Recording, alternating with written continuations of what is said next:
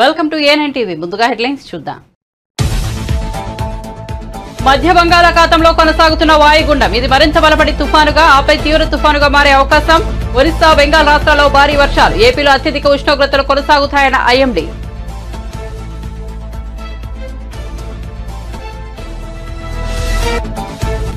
శ్రీధర్ రెడ్డి హత్యను రాజకీయంగా వాడుకోవడానికి నాపై నిందలున్న మంత్రి జూపల్లి కృష్ణారావు. శ్రీధర్ రెడ్డి కుటుంబంలో భూ తగాదాలు ఉన్నాయి. సిబిఐ విచారణకు, జ్యుడిషియల్ విచారణకు సిద్ధమన్న మంత్రి.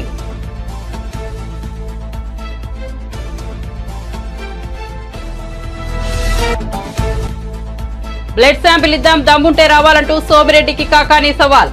రేవ్ పార్టీ దగ్గర తన కారు ఉందంటున్న సోమిరెడ్డి అది నా కారేనని నిరూపించగలరా అని డిమాండ్.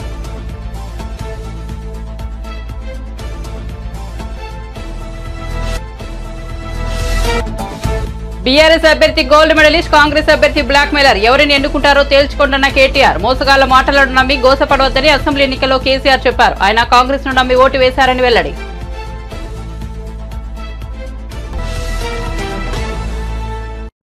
ఇక వార్త వివరాల్లోకి వెళ్తే టీడీపీ అధినేత Chandrababu union public service commission కి లేఖ రాశారు. ఐఏఎస్ కన్ఫర్మేషన్ ప్రక్రియను వాయిదా వేయాలని కోరారు. ఇప్పుడు కన్ఫర్మేషన్ ప్రక్రియ చేపట్టడం ఎన్నికల నియమావళికి విరుద్ధమని స్పష్టం చేశారు. ఎన్నికల కోడ్ ఇంకా ముగియనందున ఇప్పుడు కన్ఫర్మేషన్ ప్రక్రియ సరికాదని చంద్రబాబు తన లేఖలో పేర్కొన్నారు. సీఎంఓలో ఉన్న వారికే పదోన్నతులు పరిమితం చేశారని ఆరోపించారు. కన్ఫర్మేషన్ జాబితా తయారీలో పారదర్శకత లేదని విమర్శించారు. ఐఏఎస్ కన్ఫర్మేషన్ జాబితాను పునః పరిశీలించాలని చంద్రబాబు యూపీఎస్సీకి విజ్ఞప్తి చేశారు. కొత్త ప్రభుత్వం వచ్చే వరకు కన్ఫర్మేషన్ ప్రక్రియను వాయిదా వేయాలని కోరారు. బంగాళాఖాతంలో ఏర్పడిన అల్పపీడనం మరింత బలపడి వాయుగుండంగా మారింది. ప్రస్తుతం మధ్య బంగాళాఖాతంలో కేంద్రీకృతమై ఉన్న ఈ వాయుగుండం మరింత బలపడి తుఫానుగా మారనుందని భారత వాతావరణ సంస్థ వెల్లడించింది. తుఫానుగా మారితే దీనిని రెవాలని పిలువనున్నారు. కాగా ఈ నెల 25వ తేదీ రాత్రికి తీవ్ర తుఫానుగా బలపడి పశ్చిమ బెంగాల్, బంగ్లాదేశ్ మధ్య తీరం దాటనుంది. దీని ప్రభావంతో ఈ నెల 25, 26 తేదీల్లో ఉత్తర ఒడిశా తీర ప్రాంత జిల్లాలో భారీ వర్షాలు కురిసే అవకాశం ఉంది. ఈ నెల 26, 27 తేదీల్లో పశ్చిమ బెంగాల్లోని తీర ప్రాంతాల్లో భారీ నుంచి అతి భారీ వర్షాలు కురుస్తాయని ఐఎండీ పేర్కొంది. ఈ నెల 28 వరకు బెంగాల్లో వర్షాలు కొనసాగే అవకాశం ఉందని తెలిపింది. అదే సమయంలో ఏపీపై ఈ తుఫాన్ ప్రభావం ఏమాత్రం ఉండదని, రాష్ట్రంలో ఎండలు మండిపోతున్నాయని ఐఎండీ స్పష్టం చేసింది. ఏపీలో వేడి గాలులు వీచే అవకాశం ఉందని ఐఎండీ వివరించింది. రాష్ట్రంలోని చాలా ప్రాంతాల్లో అత్యధిక ఉష్ణోగ్రతలు నమోదవుతాయని వెల్లడించింది. తాను పొంగులేటి శ్రీనివాసరెడ్డి బీఆర్ఎస్ పై ఎప్పుడైతే తిరుగుబాటు చేశామో అప్పుడు ఆ పార్టీపై కోలుకోలని దెబ్బపడిందని, ఆ కోపంతో తనపై బీఆర్ఎస్ ఆరోపణలు చేస్తోందని మంత్రి జూపల్లి కృష్ణారావు అన్నారు. శ్రీధర్ రెడ్డి హత్యను రాజకీయంగా వాడుకోవడానికి తనపై అసత్య ప్రచారం చేస్తున్నారని మండిపడ్డారు. శుక్రవారం ఆయన మీడియాతో మాట్లాడుతూ మృతుడికి అనేక వివాదాల్లో ప్రమేయం ఉందన్నారు. ఈ హత్యపై పూర్తి వివరాలు తెలియకుండా తప్పుడు ఆరోపణలు సరికాదన్నారు. శ్రీధర్ రెడ్డి కుటుంబంలో భూ తగాదాలు ఉన్నాయని, ఆర్థిక లావాదేవీలు ఉన్నాయన్నారు. ఈ విషయం మండలంలో అందరికీ తెలుసునని చెప్పారు. కారణం ఏదైనా కావచ్చు, ఈ అంశంపై నిక్షిప్తపాతంగా విచారణ జరగాలని, దోషులకు శిక్ష పడాలన్నారు. ఎట్లయితే ఈ యొక్క గంట్రాపల్లి ఎట్లయితే ఆరోపణ చేసిన దానిపైన ఈ దేనిపల్లి ఇది ఇష్యూస్ బయటపడ్డాయి కదా, రేపు బయటపడుతుంది కదా, తెలుస్తుంది కదా, అప్పుడు మీ ముఖం ఎడబెట్టుకుంటారు. క్షమాపణ చెప్పాలంటున్నా. ఏదైతే ఆరోపణ చేసిండ్రో గంట్రాపల్లి ఇష్యూలో మీకు దమ్ము ధైర్యం ఉంటే ఇవన్నీ పంపిస్తారు. రేపే మీకంతా ఇంగ్లీష్ చాలా ఎక్కువ వస్తుంది కదా అని ఇంగ్లీష్ కాపీలను పంపిస్తా, చదువుకొని క్షమాపణ చెప్తావా మిస్టర్ కేటీఆర్, క్షమాపణ చెప్తావా మిస్టర్ ప్రవీణ్ కుమార్. బుద్ధి జ్ఞానం ఉండాలో మాట్లాడితే. చదువు గొప్ప కాదు, ఎంత గొప్ప చదివింది గొప్ప కాదు, ఎన్ని చదువులు చదివింది గొప్ప కాదు, ఎన్ని పదవులు గొప్ప లెక్క కాదు. సంస్కారం ఉండాల, జ్ఞానం ఉండాల, నిజాయితీగా మాట్లాడు ధైర్యం కావాల. నేను స్పష్టంగా మీరు ఇటువంటి ఆరోపణలు చేస్తే మరి నేను గతంలో నా చరిత్ర మొత్తం రాష్ట్ర మొత్తానికి తెలుసు, మా నియోజకవర్గాల ప్రజలు ఇంకా బాగా తెలుసు. ఇండిపెండెంట్గా గెలిచిన, ఆరోపణగా గెలిచిన. ఇటువంటి తప్పుడు పనులు చేస్తే ప్రజలు ఊరుకుంటారా? ఆ మాత్రం జ్ఞానం లేదా? నేను అందుకని మీరేమన్నారు, సిబిఐ కాకపోతే జ్యుడిషియల్ ఎంక్వైరీ చేసుకోండి. అంత దూరం ఎందుకు? మీరందరూ పోండి, గ్రామ ప్రజల ముంగట చెప్పండి. ఎక్కడేదో గ్రామ ప్రజల ముంగట ఇదే గంటా ప్రభుత్వం మీరు. నేను సవాల్ విసురుతా ఉన్నా, ఇదే కేటీఆర్ను, ఇదే ఆయనతో పాటు పోయినటువంటి వాళ్ళందరినీ కూడా ప్రవీణ్ కుమార్ ఇంకోరైనా ఇదే గంట్రాపన ఆమె ఆరోపణ చేసింది కదా, నిన్న ఎటువంటి ఆరోపణ చేసిందో ఇదే ఆరోపణ గంట్రాపన చేసింది కదా. మీకు ధైర్యము దమ్ము ఉంటే డైరెక్ట్గా గ్రామాలకు వెళ్ళి చౌరస్తా నిలబడి మీరు ప్రజల సమక్షంలో దమ్ము ధైర్యం ఉంటే రేపు ఇవే లక్ష్మీపల్లిలో ఏం జరుగుతుందో మనం wait for the enquiry. 24 hours కాలే ఒకటే ఉదయం జరిగితే ఇప్పుడు మధ్యరాత్రి ఇప్పుడు తెలియదు. ఉదయం అసలు ప్రజలకు తెలిసిందే ఉదయం తెలిస్తే మీరు 11 గంటలకు తయారైనరు, మధ్యలో అడిపోయినారు. దీన్ని బట్టి ఏమర్థమవుతుంది? కనీసం నీవే మాట్లాడినావు పూర్వాపరాలు తెలుసుకుందామని, మరి పూర్వాపరాలు తెలియకుండా ఎట్లా ఆరోపణలు చేసినావు? అరే దుగ్ధ కాదా ఇది? మా మీద కోపం కాదా? మీకేం దొరకలేదు కాబట్టి ఇటువంటి చేస్తారా? నేను క్షమాపణ డిమాండ్ చేస్తా ఉన్నా. ఇంకొకసారి ఇటువంటి తప్పుడు ఆరోపణలు చేస్తే ఇప్పుడు నిజంగా నేను ప్రశ్న మాట్లాడుతా ఉన్నా. రా చౌరస్తాకు రా, నీవు ప్రవీణ్ గారు రా, 7 గంటలకు వస్తే నేను ఆ బాధ కుటుంబాలను వెళ్ళిపోయండి.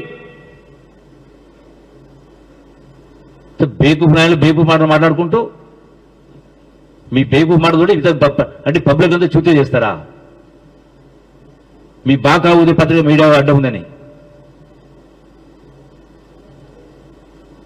You are unfit to be a politicians. ఈ రోజు దగ్గర తప్పుడు ఆరోపణ చేసినా ఎవరిపైన ఎన్నో జరిగినాయి. మీకు ఇంకో చెప్తా ఉన్నా, నేను రాజకీయం రాకముందుకు నాకంటే ముందున్నటువంటి సందర్భంలో చాలా గ్రామాల్లో 107 కేసులు ఉన్నాయి. పార్టీలో టీడీపీ నేత మాజీ మంత్రి సోమిరెడ్డి చంద్రమోహన్ రెడ్డికి వైసీపీ ఎంపీ కాకాని గోవర్ధన్ రెడ్డి సవాల్ విసిరారు. బెంగళూరు రేవ్ పార్టీ అంశంలో సోమిరెడ్డి చేసిన ఆరోపణలపై కాకాని శుక్రవారం మీడియాతో మాట్లాడారు. నీ బ్లడ్ శాంపిల్ నా బ్లడ్ శాంపిల్ ఇద్దాంరా అన్నారు. ఎవరు తాగుతారో డ్రగ్స్ తీసుకుంటారో తేలిపోతుందన్నారు. తన పాస్పోర్ట్ కార్డులో లభ్యమైందని చెప్పారని, ఇదిగో నా పాస్పోర్ట్ చూడండి అంటూ చూపించారు. అక్కడ ఉన్నది తన కారే అని నిరూపిస్తావా అంటూ కాకానికి సవాల్ విసిరారు. తన పాస్పోర్ట్ రేవ్ పార్టీ వద్ద ఉన్న కారులో దొరికిందంటే రుజువులు చూపించాలని డిమాండ్ చేశారు. కారు విజయవాడకు చెందిన తుమ్మల వెంకటేశ్వరరావుది అన్నారు. ఫామ్ హౌస్ యజమాని గోపాల్ రెడ్డి ఎవరో తనకు తెలియదన్నారు.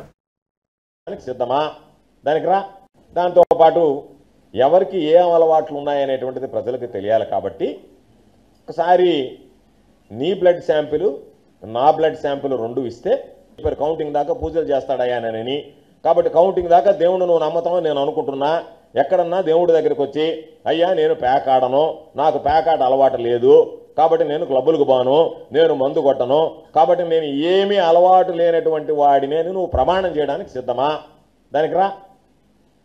దానికి ముందుకు రా. ఈరోజు నువ్వు మాట్లాడడం ఏదో నేను మాట్లాడేసానులే పెద్దగా ఎర్రగా తీశానని చెప్పి వెళ్ళిపోవడం కాదు. సిగ్గు, శరము, రోషము, పౌరుషము, నీతి, జాతి ఇవన్నీ ఉన్నాయని నేను అనడంలా. ఉంటే ఒకవేళ ఏదన్నా నీలో 1% నేను చెప్పినటువంటి విధంగా నా మీద చెప్పినటువంటి ఆధారాలకు రుజువు చేయి. లేదు నేను చెప్పేటువంటి ఆధారాలు నీ కాదు అని చెప్పి రుజువు చేసుకో. దాన్ని నేను సిద్ధంగా ఉన్నా. నేను కూడా వస్తాను ఇదో పాటు. మరి ఇద్దరం ఇద్దాం. పబ్లిక్ రిప్రజెంటేటివ్గా ప్రజా జీవితంలో ఉన్నప్పుడు మన జీవితాలు తెరిచిన పుస్తకంలాగా ఉండాలి. నువ్వు రాజకీయంగా నా మీద పోరాడు, రాజకీయంగా నా మీద విమర్శలు చేయి.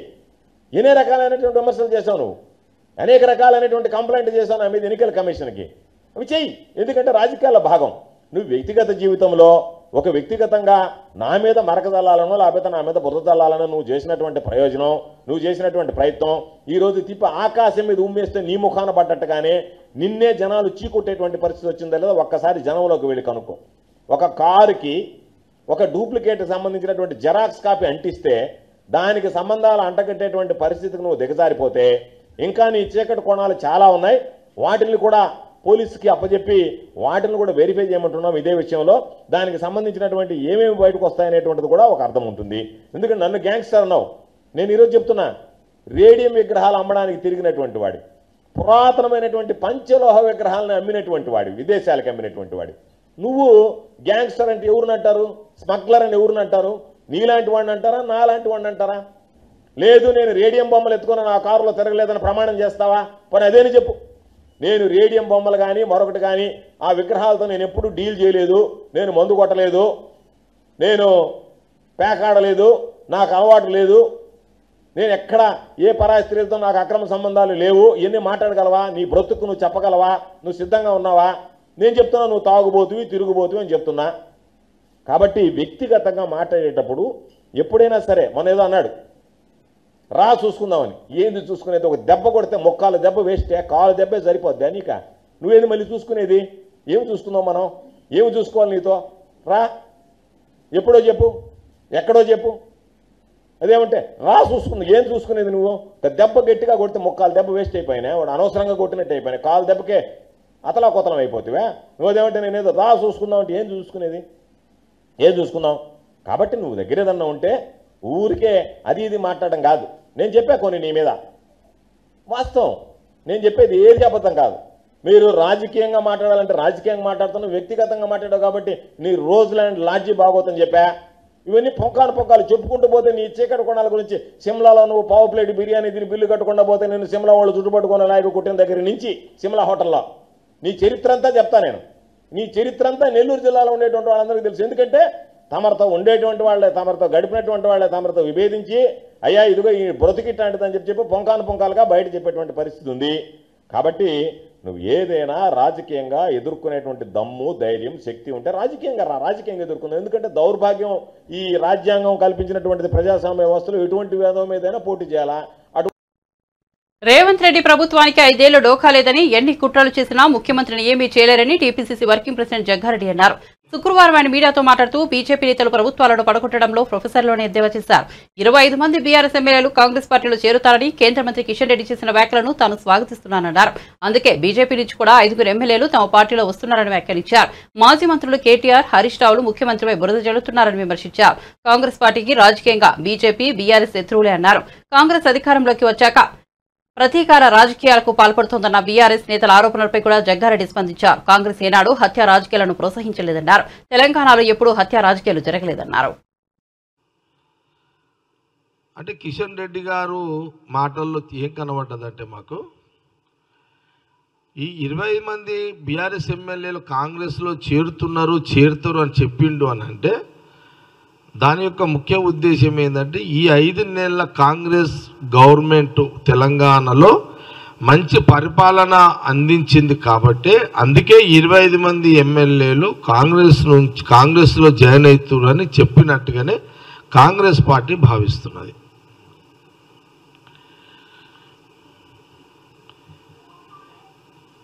ఇది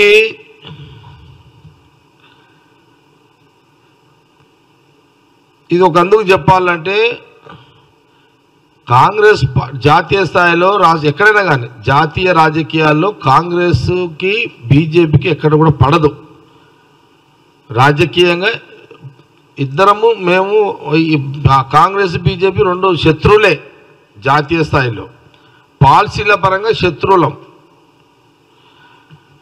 కానీ అలాంటి పార్టీ అధ్యక్షుడే ఈరోజు కాంగ్రెస్ స్టేట్లో మంచిగా పరిపాలిస్తుందనే నిర్ధారణలోనే 25 మంది బహుశా ఇక అని ఆ స్టేట్మెంట్ ఇచ్చినట్టుగానే కాంగ్రెస్ పార్టీ భావిస్తుంది.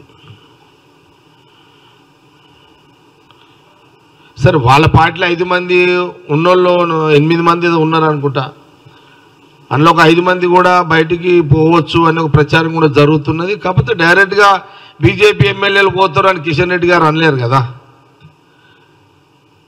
డైరెక్ట్గా బీఆర్ఎస్ గురించి చెప్పిండు, ఇండైరెక్ట్గా కొంత బీజేపీ కూడా బీజేపీ మీద ఇంటి ఇచ్చినట్టుగా మాకు అట్లా కనిపిస్తుంది. ఆయన యొక్క ప్రెస్ మీట్ యొక్క స్టేట్మెంట్ చూస్తే మాకు అట్లా కనిపిస్తుంది. ఎందుకంటే ఈరోజు నిన్న ఆల్ ఛానల్స్, ఈరోజు ఆల్ ప్రింట్ మీడియాలో లీడ్ అంతా కిషన్ రెడ్డి గారిదే ఉంది. కాంగ్రెస్లోకి 25 మంది బీఆర్ఎస్ ఎమ్మెల్యేలు అనేది లీడ్ ఉంది ఈరోజు. కాబట్టి చాలా నాకు సంతోషం అనిపించింది. కాంగ్రెస్ పార్టీ మాకు చాలా సంతోషం అనిపించింది. మమ్మల్ని ఎట్లా దెబ్బ కొట్టాలి అని అన్న లక్ష్మణ్ గారు కూడా చాలాసార్లు ఇచ్చారు స్టేట్మెంట్. ఈయన కూడా ఆ మధ్యలో కిషన్ రెడ్డి గారు, మన లక్ష్మణ్ గారు ఎంపీ గారు కూడా ఇచ్చారు. ఖచ్చితంగా ఏదో చేస్తాం, అది చేస్తాం, నక్కుతాం, గిరుకుతాం కాంగ్రెస్ గవర్నమెంట్ అని అన్నారు. కానీ సడన్గా ఇది ఒక స్టేట్మెంట్ రావడంతో నేను తెలంగాణ ప్రజలు కూడా హర్షిస్తారు దీని మీద తప్పకుండా. కాబట్టి దీన్ని స్వాగతిస్తూ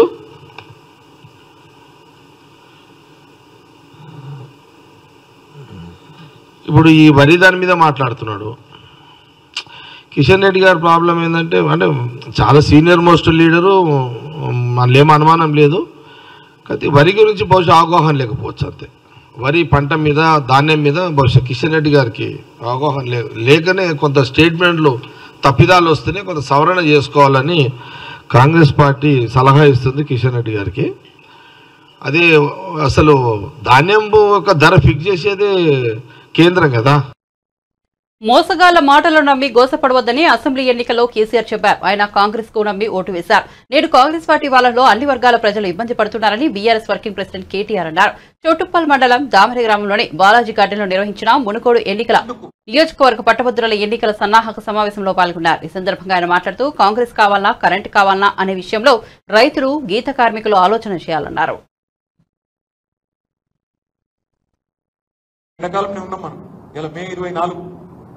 ఎప్పుడన్నా కేసీఆర్ ఉన్నప్పుడేమో నాట్లు అప్పుడేస్తుండే రైతు బంధు. నాటేసుకునేటప్పుడు కేసీఆర్ గారు రైతు బంధు చేసేది. రేవంత్ రెడ్డి కొత్త పాలసీ తీసుకున్నాడు. నాట్లు వేసేటప్పుడు అవసరం లేదంట రైతు బంధు, ఓట్లు వేసేటప్పుడు అవసరంగా ఉంటాం. మనం ఆ క్యామమల్లేషన్ ఎలక్షన్ లో ఓట్లప్పుడు గప్పుడు ఇచ్చిండు. ఎందుకంటున్నా అంటే మనం పిచ్చోళ్ళు అనుకుంటున్నాడు ఆయన. పాత రైతు బందే ఇచ్చి, కేసీఆర్ ఇచ్చిన రైతు బందే ఇచ్చి రైతు భరోసాని నేను బిల్డప్ ఇచ్చినా ఇళ్ళకే మెరక మళ్ళా నాకే గుద్దుతారు. మొన్న 67,000 ఓట్లతో గెలిచినాం నగరేకల్లా, రేపు మళ్ళా గెలుస్తాం, ఎందుకు గెలవము అనే ధీమా. మా ఆడబిడ్డలు ఇక్కడ ఉన్నారు, మీకు ఎన్ని చెప్పిండమ్మా? నెలకు 2,500, 18 ఏళ్ల నిండిన ఆడబిడ్డలందరికీ నెలకు 2,500. కేసీఆర్ పెళ్లి చేసుకుంటే ₹1,00,000 ఇస్తున్నాడు, నేను తులం బంగారం ఇస్తా. ముసలోళ్లకు కేసీఆర్ ఇంట్లో ముసలమ్మకో ముసలయ్యకో ఇస్తున్నాడు, నేను ఇద్దరికి ఇస్తా, ఇద్దరికి చెరి 4,000 ఇస్తా. ఇన్ని కథలు చెప్తే పాపం మా ఆడబిడ్డలు కూడా వాళ్ళు కూడా మోసపోయి వాళ్ళు కూడా ఓట్లేసిండు. ఫ్రీ బస్సు, బంగారం అన్ని చెప్తే బుద్ధిలు. ఒక్కలకన్నా వచ్చిందా 2,500 నగరేకల్లో? ఒక్కలకు. కానీ సిగ్గు లేకుండా ఎట్లా అబద్ధాలు చెప్తారంటే, ఆదిలాబాద్ కు రాహుల్ గాంధీ వచ్చిండు మొన్న పార్లమెంట్ ఎన్నికల్లో. ఆయన చెప్తున్నాడు అక్కడ ఓపెన్ గా మా బహిరంగ సభల, మేము నెలకు 2,500 పథకం స్టార్ట్ చేసినాం, పడుతూనే ఉన్నాయి అకౌంట్లల్లా, మొత్తం ఎక్కడికక్కడ పోతూనే ఉన్నాయని చెప్తున్నాడు. ఉత్తరప్రదేశ్ లో ప్రియాంక గాంధీ చెప్తున్నది, మేము తెలంగాణలో మా ప్రభుత్వం వచ్చింది, రాగానే అక్కడ మహాలక్ష్మి పథకం చాలు చేసినాం, 2,500 రూపాయలు పడుతూనే ఉన్నాయి, జరిగిపోతూనే ఉన్నదని చెప్పి అక్కడ చెప్తా ఉన్నాను. అవన్నీ ఎందుకు? రేవంత్ రెడ్డి మన ఇక్కడికి కూడా వచ్చింది కదా ప్రచారానికి భువనగిరి పార్లమెంట్ కి. ఏమన్నాడు వచ్చి, 6 గ్యారెంటీలలో 5 అమలు చేసినాం, 5 అమలు అయిపోయినాయి అంట. మాకైతే తెలియదు, ఇక్కడ మీరు చెప్పాల అమలు అయిపోయినాయి 5 గ్యారెంటీలు. 6 గ్యారెంటీలలో 13 హామీలు ఉన్నాయి. అవి కాకుండా మరొక 407 ప్రామిసులు వేరే ఉన్నాయి. మొత్తం కలిపి 420 హామీలు ఉన్నాయి. ఒక్కటి అమలు చేసింది ఇప్పటికి, ఒకటే ఒక్కటి. ఏంటిది? బస్సు. ఇక ఆ బస్సు అందం చెప్పరాదు. అందులో ఆడోళ్ళు కొట్టుకున్నాడు, మగోళ్ళు తిట్టుకున్నాడు. ఆడోళ్ళేమో సీట్ల కోసం కొట్టుకుంటారు, మగోళ్ళేమో టికెట్ కొనుక్కొని జీఎం దరిద్రం రాని మగోళ్ళు తిట్టుకుంటారు. వైసీపీ పాలనలో ఎస్సీ, ఎస్టీ, మైనారిటీలకు రక్షణ లేకుండా టీడీపీ రాష్ట్ర అధికార ప్రతినిధి సయ్యద్ రఫీ ధ్వజమెత్తారు. మార్చిలలో 6గుని హతమార్చారని మండిపడ్డారు. 79 మందిపై దాడులకు తెగబడగా అందులో 51 మంది ఎస్సీ, ఎస్టీ, మైనార్టీలని తెలిపారు. జగన్ రెడ్డి పాలనలో పిన్నెల్లి హింసకు, రక్తపాతానికి అడ్డు లేకుండా పోయిందని దుయ్యబట్టారు. ఈవీఎంలను ధ్వంసం చేసిన పిన్నెల్లిపై కేసు నమోదు చేయకుండా పోలీసులే తప్పించడం సిగ్గుచేటని విమర్శించారు. చేస్తున్నటువంటి దౌర్జన్యాల మీద నేను ఈ ప్రెస్ మీట్ ఏర్పాటు చేశాను. అయితే వైసీపీ నాయకులు ఏం మాట్లాడుతున్నారంటే, ఎస్సీ, ఎస్టీ, బీసీ, మైనారిటీలు ఓట్లు వేయటానికి వస్తే తెలుగుదేశం నాయకులు అడ్డుకున్నారు, అందుకనే గొడవలు జరుగుతున్నాయి. ఎస్సీ, ఎస్టీలు, బీసీలు, మైనారిటీలు మా పక్షాన ఉన్నారు, మేము వాళ్ళకి ఉద్ధారకులం అని చెప్పి మాట్లాడుతూ ఉన్నారు. నేను ఈ సందర్భంగా మాచర్లలో పిన్నెల రామకృష్ణారెడ్డి, అతని సోదరులు, అతని ముఠా 6గురిని హతమార్చారు. స్థానిక సంస్థల ఎన్నికల్లో దాడులు, దౌర్జన్యాలు 18. మాచర్ల నియోజకవర్గంలో 77 పంచాయతీలు ఉంటే 74 దౌర్జన్యంగా ఏకగ్రీవం చేసుకున్నారు. ఇది ప్రజాస్వామ్యం. జగన్మోహన్ రెడ్డి చెప్పే ప్రజాస్వామ్యం ఇది. మాచర్ల మున్సిపల్ ఎన్నికల్లో ప్రతిపక్ష పార్టీలు ఒక్క నామినేషన్ కూడా వేయనీయకుండా హింసాత్మకంగా అడ్డుకున్నారు. ఎవ్వరు నామినేషన్ వేసే పరిస్థితులు. పోలీసులు, వైసీపీ గూండాలు అక్కడ యథేచ్ఛగా సైర వ్యవహారం చేశారు. దీని మీద నిజ నిర్ధారణ కమిటీ వేసి మా మాజీ MLA Bonda Umamaheswararao, MLC Buddha Venkanna, high court advocate Para కిషోర్లు అక్కడికి వెళ్తే వాళ్ళ కారు మీద తురుగా కిషోర్ అనేటువంటి ఒక గూండా వాళ్ళని చంపటానికి ఇంత పెద్ద దుంగ తీసుకొని ఆ అద్దాలు పగలు కొట్టుకుంటూ చేసినటువంటి దౌర్జన్యం మొత్తం దేశం చూసింది. అయితే ఆ తురుగా కిషోర్కి ఏం చేశాడు జగన్మోహన్ రెడ్డి? మున్సిపల్ చైర్మన్ పదవి కట్టుబట్టాడు. తాజాగా ఎన్నికల్లో పోలింగ్ బూత్ 202లో పిన్నెల రామకృష్ణారెడ్డి విచక్షణ కోల్పోయి తన సహజ నేర సంస్కృతిలో భాగంగా ఈవీఎంను ధ్వంసం చేశాడు. దాని మీద పెద్ద ఎత్తున చర్చ జరుగుతూ ఉంది. అతను పారిపోయాడు. విదేశాలకు వెళ్ళాడో తెలియదు, ఇతర రాష్ట్రాల్లో తలదాల్చుకుంటున్నాడో తెలియదు, హైదరాబాద్లో ఉన్నాడో తెలియదు, ఆంధ్రప్రదేశ్లో ఉన్నాడో తెలియదు. పోలీసులు మాత్రం 8 బృందాలు వేసి ఎతుకుతున్నామని చెప్పి చెప్తా ఉన్నారు. నువ్వు ఒక ఎమ్మెల్యేవే కదా, నీకు బాధ్యత లేదా? నువ్వు పారిపోతావా? ఇదా జగన్మోహన్ రెడ్డి ఇతన్ని భుజం మీద చేసి చాలా మంచోడు, ఇతను ఇంకా రేపు ప్రభుత్వం వస్తే ఇంకా పైన అంటే మంత్రి పదవి కట్టపెడతా, ఇతని ఓట్లేసి గెలిపించాడని చెప్పాడు ఈ మహానుభావుడు గురించి. ఆ సందర్భంగా మా Telugu Desam party polling agent Namburu Srinivasa Rao, ఇది తప్పు, నువ్వు ఈవీఎంలు పగలకూడదు తప్పు అంటే అతను తల పగలగొట్టారు.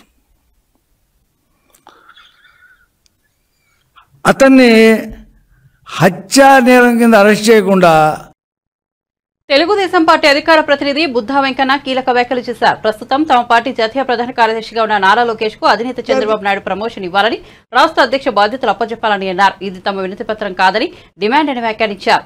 శుక్రవారం విజయవాడలో ఆయన విలేకరుల సమావేశంలో మాట్లాడారు. కీలకమైన శాఖ ఇస్తారు, అచ్చెన్నాయుడు గారికి కీలకమైన శాఖ ఇస్తారు. అయినా సరే నేను కూడా రిక్వెస్ట్ చేస్తున్నాను చంద్రబాబు నాయుడు గారిని, ఆయనకి కీలకమైన శాఖ ఇవ్వాలి, ఈయనకి రాష్ట్ర అధ్యక్ష బాధ్యతలు అప్పచెప్పాలి. మీరు బీసీలు, ఎస్సీలు, మైనార్టీలు లేకపోతే ఇంకొకరు ఏమని అనుకుంటున్నారేమో, ఎవరు ఏమనుకోము. బీసీలు, ఎస్సీలు, ఎస్టీలు, మైనార్టీలు అందరూ కూడా మీ వెనకాతలే ఉంటారు. కాబట్టికి ఎవ్వరు ఏమనుకోరు. ఇవాళ నుంచి ప్రతి BC, SC, minority Lokesh Babu గారికి రాష్ట్ర అధ్యక్ష బాధ్యతలు అప్పచెప్పాలని అందరూ చెబుతారు. కాబట్టికి మేము చంద్రబాబు నాయుడు గారిని మాత్రం డిమాండ్ చేస్తున్నాం, ఈ పదవిని చేపట్టాలని లోకేష్ బాబు గారిని రిక్వెస్ట్ చేస్తున్నాం. ఆలోచన ఎందుకు రావడం ఏముందండి, ఇప్పుడు అరే తప్పది. ఇవాళ పార్టీ 130 సీట్లు వస్తున్నాయి. అచ్చెన్నాయుడు గారికి కూడా ప్రమోషన్ ఇవ్వాలి, ఆయనకి కీలకమైన శాఖ ఇవ్వాలి. 2 శాఖలు చేయలేరు. కాబట్టి నేను లోకేష్ బాబు గారిని కూడా మంత్రి పదవి ఇది 2 చేపట్టమంటలేదే. నేను పార్టీ అధ్యక్ష బాధ్యతల వరకే లోకేష్ బాబు గారిని చేయమన్నా. నేను చెప్పేది ఆయన పార్టీ అధ్యక్ష బాధ్యతలు చేపట్టాలి. ఆయన ముందు కార్యకర్తలకి లాభం జరగాలన్నా కార్యకర్తలు, ఎందుకంటే ఆయన కార్యకర్తలకు బాగా దగ్గర అయిపోయినటువంటి వ్యక్తి. చెప్పాక చంద్రబాబు గారు పేరు పెట్టి పిలిచే వ్యక్తులందరినీ కూడా ఆయన పేరు పెట్టి అన్నానో లేకపోతే బాబాయ్ అనో ఏదో ఒకటి తమ్ముడు అనో పిలుస్తారు. అలాగే లోకేష్ బాబుకి ఇంకా ఎక్కువ పర్సనల్ అటాచ్మెంట్ జరిగింది. కాబట్టి అచ్చెన్నాయుడు గారికి కీలకమైన శాఖ అప్పగించి అదే రోజు చరిత్రలో చంద్రబాబు నాయుడు గారు ముఖ్యమంత్రిగా, లోకేష్ బాబు గారు అధ్యక్షుడిగా, అది కూడా ఒకే రోజు జరగాలని మేమైతే చంద్రబాబు గారిని డిమాండ్ చేస్తున్నాం. ఎందుకంటే జాతీయ తెలుగుదేశం పార్టీ అధ్యక్షులు కాబట్టి ఆయన్ని డిమాండ్ చేస్తున్నాం.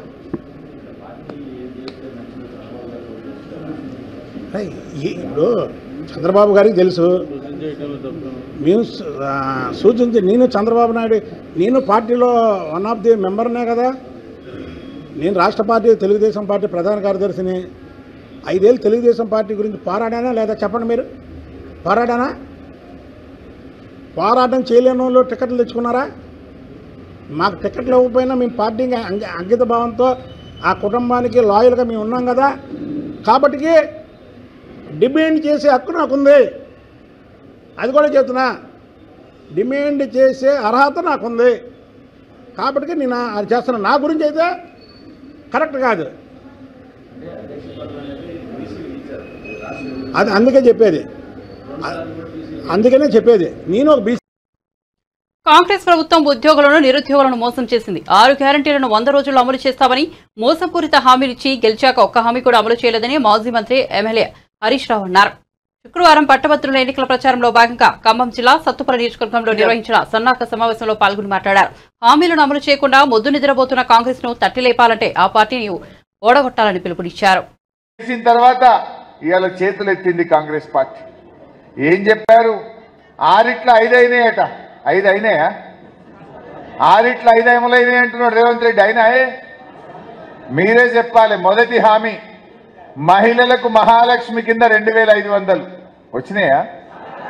వచ్చినాయి. పేదలందరికీ ఇండ్లు వచ్చినాయా? ఒక్కటి కూడా అమలు కాలే. అందరినీ మోసం చేశారు.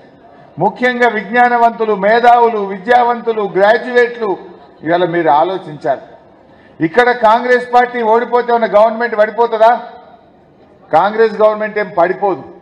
కానీ గ్యారంటీల అమలు విషయంలో మొద్దు నిద్రపోతున్న ఈ కాంగ్రెస్ ప్రభుత్వాన్ని మనం తట్టి లేపిన వాళ్ళమైతాం.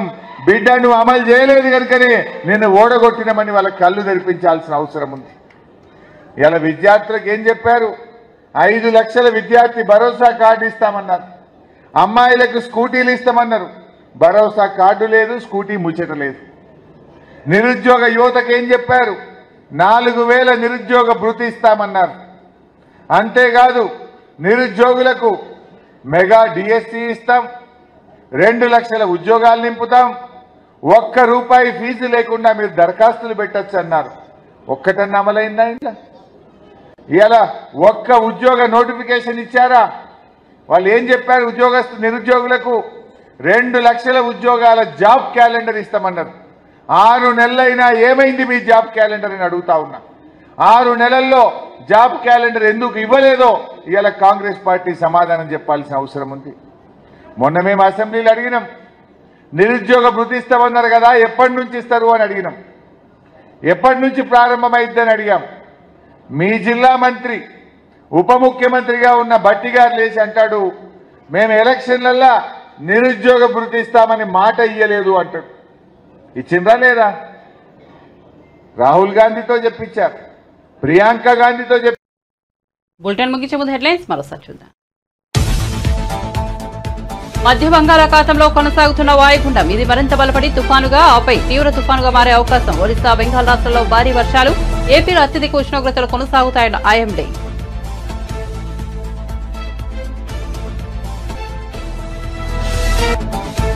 శ్రీధర్ రెడ్డి హత్యను రాజకీయంగా వాడుకోవడానికి నాపై నిందలన్న మంత్రి జూపల్లి కృష్ణారావు. శ్రీధర్ రెడ్డి కుటుంబంలో భూతగాదాలు ఉన్నాయి. సిబిఐ విచారణకు, జ్యుడిషియల్ విచారణకు సిద్ధమన్న మంత్రి.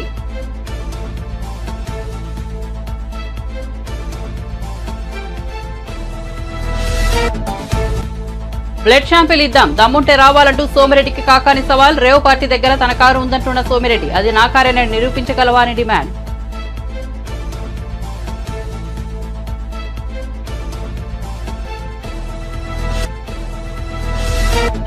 బీఆర్ఎస్ అభ్యర్థి గోల్డ్ మెడలిస్ట్, కాంగ్రెస్ అభ్యర్థి బ్లాక్ మెయిలర్ ఎవరిని ఎన్నుకుంటారో తేల్చుకున్న కేటీఆర్ మోసగాళ్ల మాటలు నమ్మి గోసపడవద్దని అసెంబ్లీ ఎన్నికల్లో కేసీఆర్ చెప్పారు. అయినా కాంగ్రెస్ ను నమ్మి ఓటు వేశారని వెల్లడి.